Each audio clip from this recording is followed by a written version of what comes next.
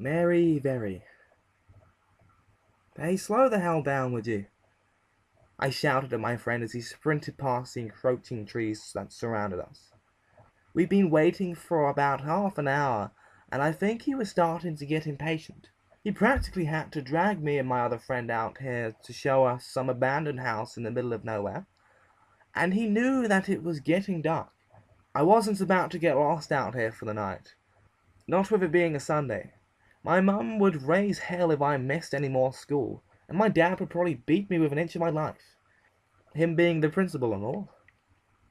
You guys need to speed the hell up, he replied. I want there to be enough time to show you everything there is to see.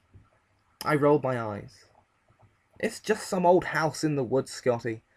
I guarantee you'll be done looking around within 5 minutes of getting there. Oh yeah? Well, that's not what my brother told me, Scotty retorted, slowing down his run and breathing heavily. He says there's some crazy shit out here. Like what? My other friend Zach asked. Scotty turned to us, his smug face barely visible in the fading daylight. I'm not gonna tell you till we're there, so get a move on. The three of us continued to walk at the same pace, our shoes crunching on the dead leaves that covered the forest floor. Upstate New York didn't have the largest woodland areas. When it was late fall and the sun set on these dead trees, the woods were scary as hell. I wasn't getting scared though. I knew that Scotty just wanted to play a prank on Zach and me. This was all a ploy to get us to crap ourselves and run home screaming. His brother was probably out here with some arsehole friends ready to jump us. Can you tell us why this damn house is so important?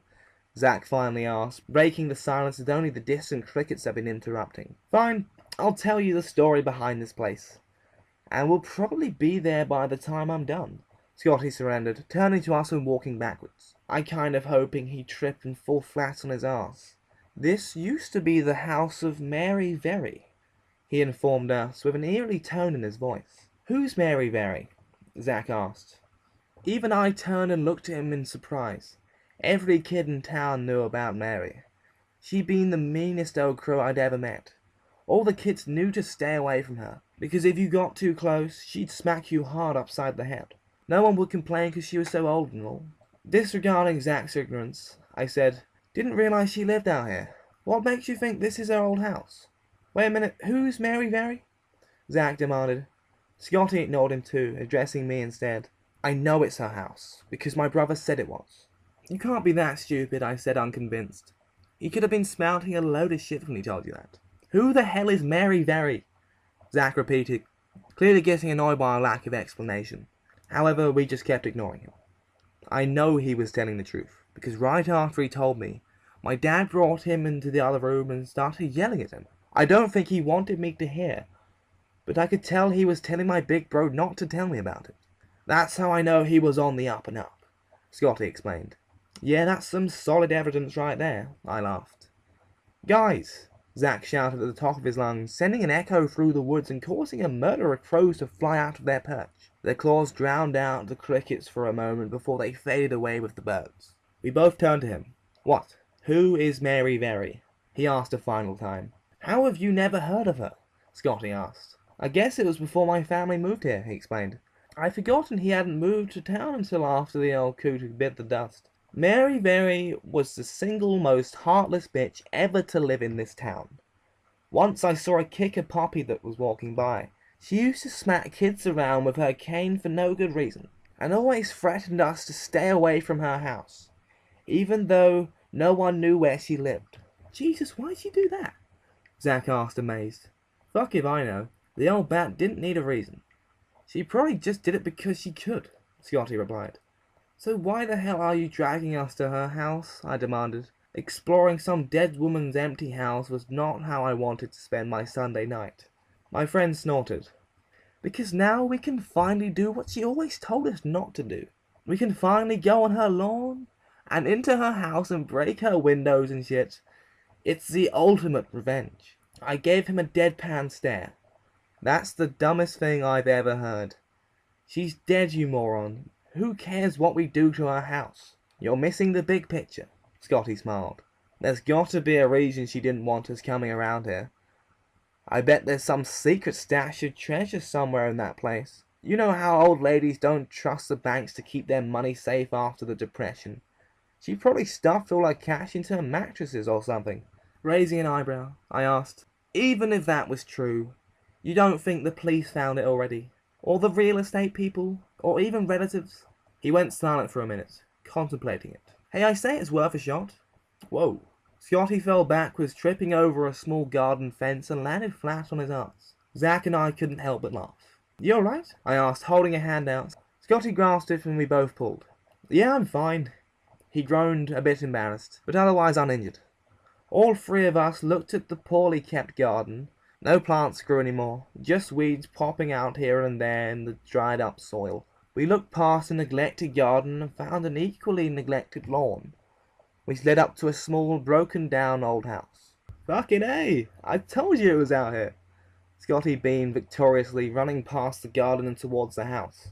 Hold on, you dumbass, I shouted after him. Don't just barge in there. Scotty stopped and turned back to me. Come on, man, it's obviously empty. That doesn't mean we should start splitting up, I warned. A pompous grin spread over his face. Oh, how I wanted to crack him right then. You aren't scared, are you? He teased. I knew that was going to come out sooner or later. You know what? Screw you, Scotty. Go fall into the basement and get stranded here for all I care. Scotty frowned. Fine then. I'll go find the cash by myself.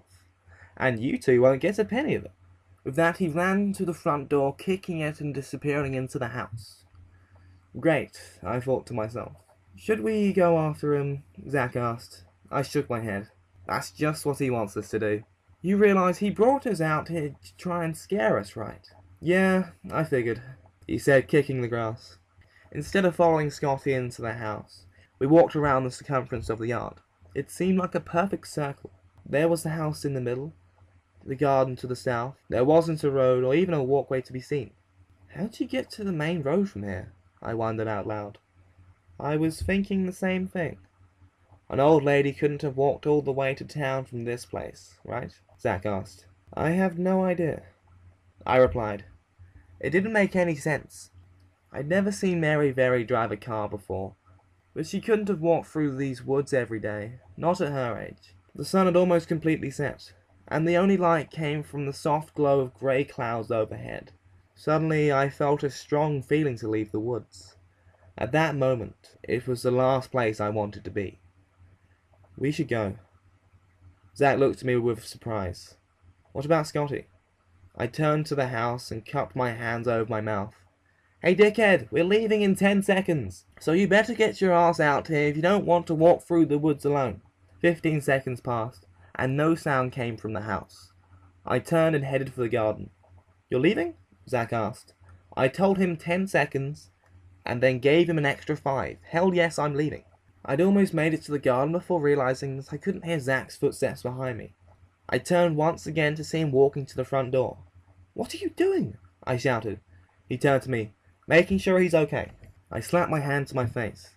He's just being an arsehole. Let him walk home alone. Zach shook his head. I'd rather find out he's just being a prick than leave him here if he's really got hurt. Then he turned his back to me, and the darkness swallowed him as he entered the house. Fuck, I cursed myself. I didn't feel like giving Scotty the satisfaction of going in there, but on the other hand, walking home by myself didn't sound like an attractive option either. After a minute of pacing the yard, I decided to swallow my pride and enter the front door. The inside of the house was just as welcoming as the outside had been. It was mostly empty save a bed, a couch, and a few other pieces of furniture.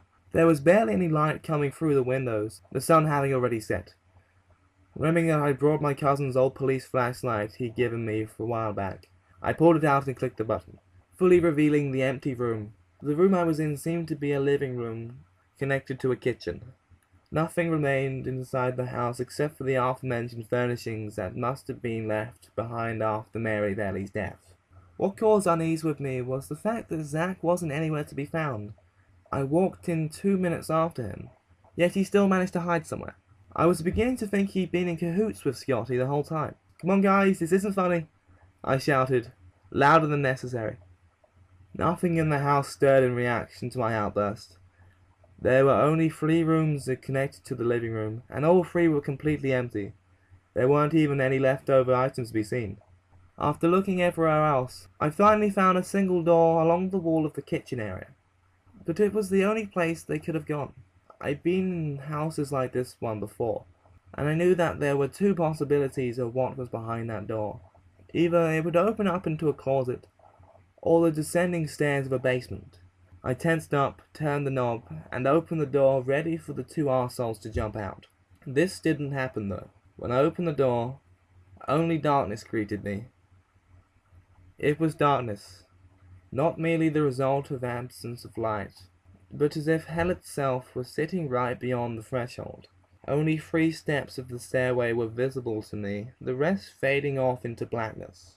I pointed my flashlight downward, into the dark abyss. Almost laughed when I realized it had died. It felt as if it weighed a ton in my outstretched hand. I lowered my arm and turned, holding no illusion that I would even consider going down there without some sort of light source. Turning away from the basement seemed like more of a mistake than going down, because when I turned away from the door, I found myself facing an even more frightening sight. There, standing across the kitchen, was Mary Very. Even in the lack of lighting, I could see her plain as day. She was wearing a white gown with long sleeves and some sort of bonnet that covered her head. She also wore heeled shoes with white roses on the top. I stood there, looking at her with eyes that bore terror and confusion. She seemed only to regard me with hatred and anger. Her brow was furrowed, and her mouth contorted into a vicious sneer that gave off the malicious intent. I could feel her negativity radiating, squeezing my very soul from its suppression and suffocating me with little effort. My breathing became short, sporadic, and my whole body shook violently, but I couldn't move otherwise. She stepped closer, not cautiously but forebodingly, like a lion would stand against a threat to its den. In this case, I was the ignorant creature who'd stumbled into the lion's den, not realizing the danger and ultimately having my life taken by a pair of claws to the throat. That was when I realized something that scared me far worse than the fact I was standing in the presence of a dead woman. What truly struck my heart like a sledgehammer was the fact that she wasn't looking at me, but past me. She wasn't sneering at my presence, but the presence of something far more menacing. This force was behind me, just coming out of the bowels of the house. It must have climbed the steps from the basement when I had my back turned, and now loomed over me, oppressing in its presence, but far more threatening than the ethereal woman. Now Mary looked to me directly, and her expression changed from one of anger to one of sympathy. Her eyes began to water, and for some reason so did mine. We both stood there in those few seconds, crying over something I had yet to even understand. I couldn't feel my flashlight in my hand anymore. I must have lost my grip on it, but I never heard it hit the ground. I didn't turn my face to whatever monster stood behind me, but somehow I knew it would make a difference. Then I felt a hand on my shoulder.